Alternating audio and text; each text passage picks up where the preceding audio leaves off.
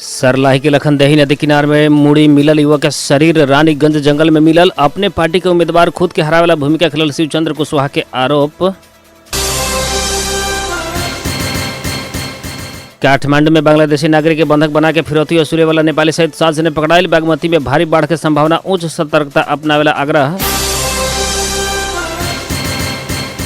शहीद नगर के इंजीनियर सहित 2 जने घुस रकम आ चेक सहित पकड़ाइल। आ चौथा T20 में भारत वेस्टइंडीज के 9 विकेट से हरैलक। निर्णायक खेल आज।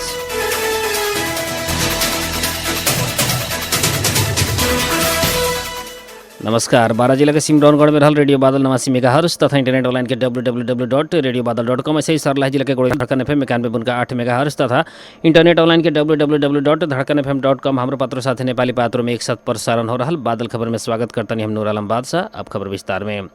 सरलाही के हरिवन नगर पालिका 4 स्थित लखनदेही नदी के किनारे में बीफे के सवेरे मिलल मुड़ी के शरीर काल रानीगंज जंगल में मिलल। जिला प्रहरी कार्यालय सरलाही जनैल बाटे। सरलाही के ही लालबंदी नगर पालिका 17 रानीगंज जंगल में उक्त युवक के मुड़ी काटल के शरीर स्थानीय सब देखला बाद शनिचर के दोपहरिया प्रहरी के खबर कैले रहे। स्थानीय के खबर मिलला बाद प्रहरी टोली उक्त स्थान में खट के कानूनी प्रक्रिया पहुंचा के अभी मृतक के लाश परीक्षण के खातिर प्रादेशिक अस्पताल मलंगवा में रखल गई। जिला प्रहरी कार्यालय सरलाही के प्रहरी न्याय परीक्षक दीपेंद्र पंजियर थारू जानकारी दिल बानी।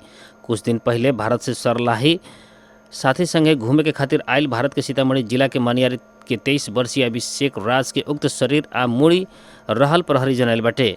उनकर मुड़ी आ शरीर से अलग कैल गई अवस्था में बीफे के मिलल रहे। ओकरा बाद प्रहरी उनकर शरीर के खोजी करत रहे। वहाँ संगे घूमे आयल साथी सब आज तक भी कहीं भी संपर्क में आयल नहीं थे। उन लोग के खोजी हो रहल। आई घटना के संबंध में थप अनुसंधान हो रहल जिला प्रहरी कार्यालय सरलाही जनैले बाटे।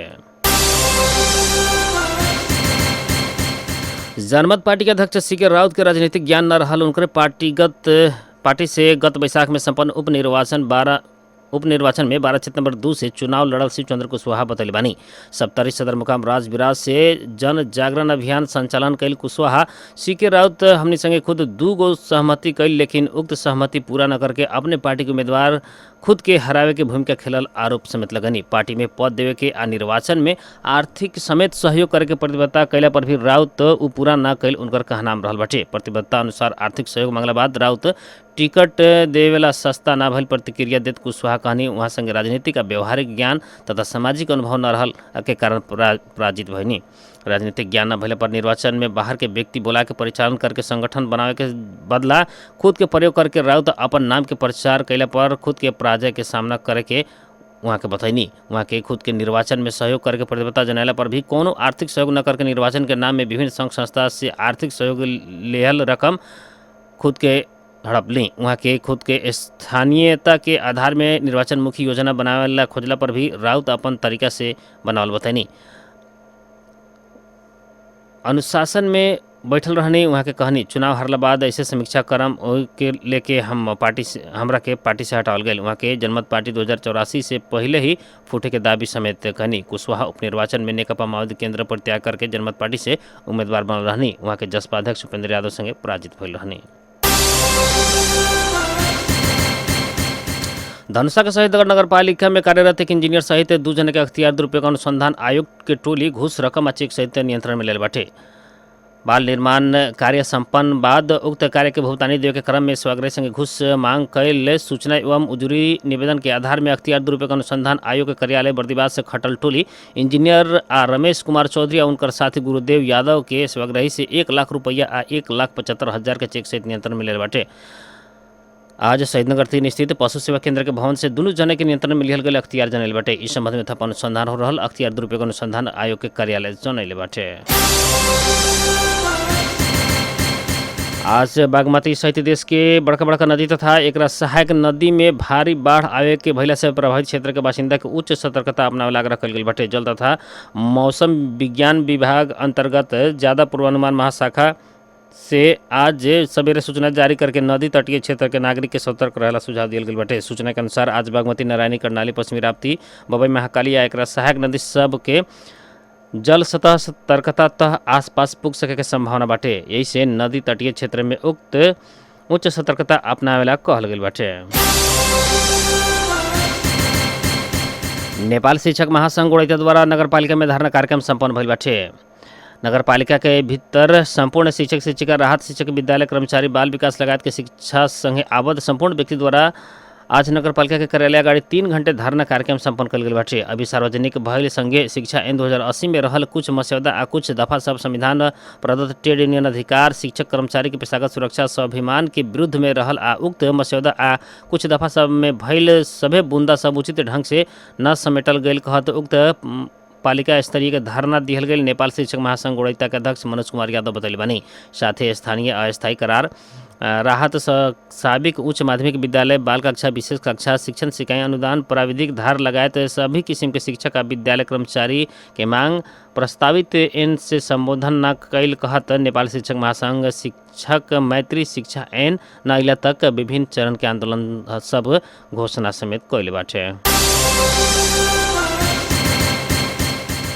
अख्तियार दुरुपयोग अनुसंधान आयोग से धनुषा के मिथिला बिहारी नगर पालिका में छापा मारल बाटे। ज्येष्ठ नागरिक सबके सम्मान के खातिर रकम निकासा भइला पर भी सम्मान न कैल आरोप में नगर पालिका में अख्तियार के बर्दिवास कार्यालय से खटल टोली छापा मारल बाटे। नगर पालिका 9 अंदुपट्टी के वडाध्यक्ष बिंदेश्वर यादव अनुचित कार्य कैल कहत अख्तियार दुरुपयोग अनुसंधान आयोग के कार्यालय बर्दिवास में उजरी दर्ता करावल गई बाटे। वार्डाध्यक्ष यादव ज्येष्ठ नागरिक सबके सम्मान कार्यक्रम के खातिर छुटावल गई 4 लाख के बजट में एक कर्मचारी राजकुमार मंडल के नाम में पेशगी भुगतानी लिहल लेकिन सम्मान न कल कहत ज्येष्ठ नागरिक सब से बतावल गए उक्त निवेदन में उल्लेख कल गई बाटे। ऐसे ही वैदेशिक रोजगार से लौटल युवा सबके खातिर सिप मूलक तालीम के खातिर 4 लाख के बजट में 3,98,325 रुपये भुगतानी लिहल। वार्ड नंबर 9 अंतर्गत के स्ट्रीट लाइट जड़ान के खातिर 8 लाख में 7,92,921 रुपये के भुगतानी लिहल। वार्ड कार्यालय संचालन खर्च मसलन फर्नीचर ईंधन तथा सवारी मरम्मत के खातिर 4.5 लाख के बिल भरपाई पेश कैल आ 1,78,000 के भुगतानी लिहल उक्त निवेदन में उल्लेख रहल बाटे। ऐसे ही वार्ड नंबर 9 में 2 इंच के कृषि पंप सेट के खातिर छुटावल गई 5 लाख में 4,85,032 रुपया भुगतानी लिहल। विद्यार्थी सबके खातिर सिकाई उपलब्धि के खातिर श्री राम जानकी आधारभूत विद्यालय कटरैत आ आधारभूत विद्यालय अंदुपट्टी के खातिर शैक्षिक सामग्री तथा पोशाक वितरण न करके 9,96,660 रुपये भुगतानी लिहल उक्त पत्र में उल्लेख कल गई बाटे। ऐसे वार्ड नंबर 9 अंतर्गत खाने पानी के खातिर हैंड पाइप जड़ान तथा खरीद के खातिर छुटावल गई 10 लाख में 9,66,751 रुपये भुगतानी लिहल। स्थानीय चंद्रदीप कुमार यादव आ धर्मनाथ कुमार यादव से दिहल निवेदन में उल्लेख कल गई बाटे। पेश कल गई उक्त निवेदन में दोनों आधारभूत विद्यालय से ई विद्यालय में कोनो पोशाक वितरण न भइल आ उ वार्ड के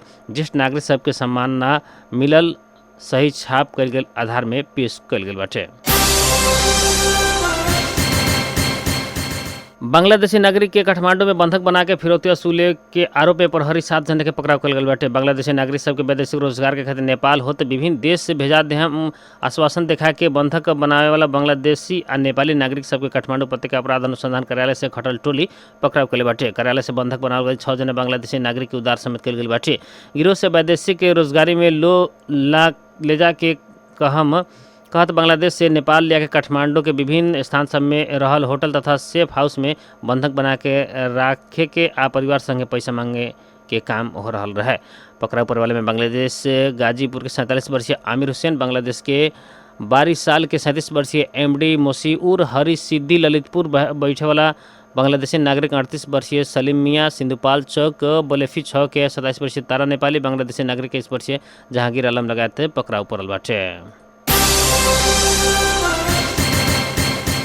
नेपाली कांग्रेस के सह महामंत्री महेंद्र यादव वर्तमान सरकार निरंकुशता तरफ उन्मुख भइल बतैले बानी। नेपाल सांस्कृतिक महासंघ के मध्य प्रदेश स्तरीय अंतरक्रिया कार्यक्रम में सह महामंत्री यादव वर्तमान सरकार सुनियोजित तरीका से कांग्रेस के नेता सब के पकड़ाव करके विभिन्न झूठा मुद्दा में फंसावे के काम में लागल आरोप लगावल गई बाटे। कांग्रेस सांसद शर्मा गृह मंत्री के राजीनामा मांगल कहत राजनीतिक पूर्वाग्रह साधे खातिर पकड़ाव कल गई दावी करत वहाँ के नेपाली कांग्रेस के नेता बालकृष्ण खान के समेत झूठा अभियोग लगा के पकड़ाव कल बतानी। अदालत से वहाँ के निर्दोष होके आवे में खुद के विश्वास रहल बतावत राजनीतिक प्रतिशोध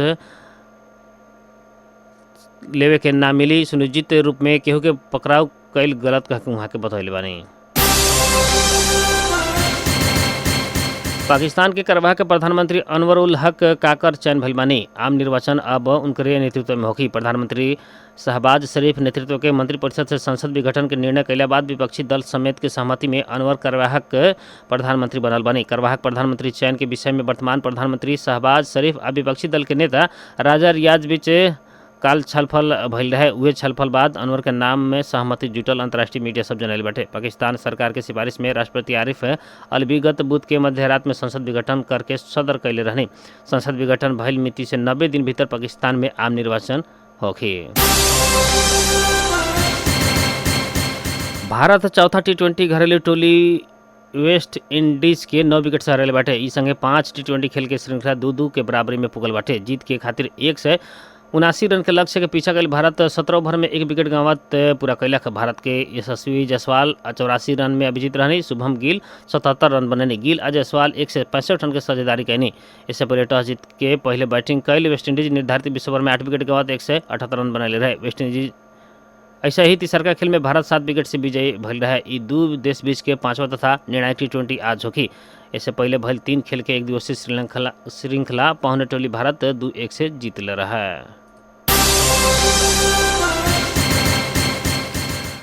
बादल खबर में मौसम संबंधी जानकारी रेडियो बादल 89 मेगाहर्ट्ज द्वारा मापन कैल गेल अनुसार सिमरौनगढ़ लगातार आसपास के क्षेत्र के अभी के न्यूनतम तापमान 25 डिग्री सेल्सियस रहल बा। ऐसे आज सवेरे 28 दोपहर 27 डिग्री सेल्सियस रहल रहे। आज रात में 25 डिग्री सेल्सियस तापक्रम रहे अनुमान कैल गेल बा। ऐसे आज सवेरे 5:36 में बेर उगल रहे तो सजिया 6:45 में बेर डूबल बा।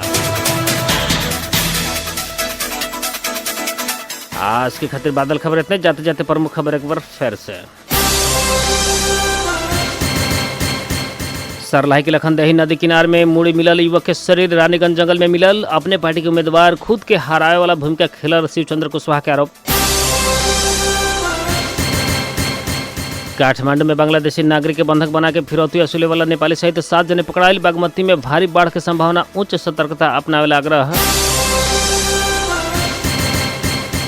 शहीद नगर के इंजीनियर सहित 2 जने घूस रकम आ चेक सहित पकड़ाइल। आज चौथा टी20 में भारत वेस्ट इंडीज के 9 विकेट से हरैलक। निर्णायक खेल आज। 12 जिला के सिमरौनगढ़ में रहल रेडियो बादल 89 मेगाहर्ट्ज तथा इंटरनेट ऑनलाइन के www.radiobadal.com से सरलाई जिला के गोड़िया में रहल धड़कन FM 91.8 मेगाहर्ट्ज तथा इंटरनेट ऑनलाइन के www.dhadkanfm.com हमरो पात्र साथ नेपाली पात्रों में एक साथ प्रसारण हो रहल। बादल खबर से प्राविधिक मित्र रुस्तम सहित हम नूर आलम बादशाह के विदा दी। नमस्कार।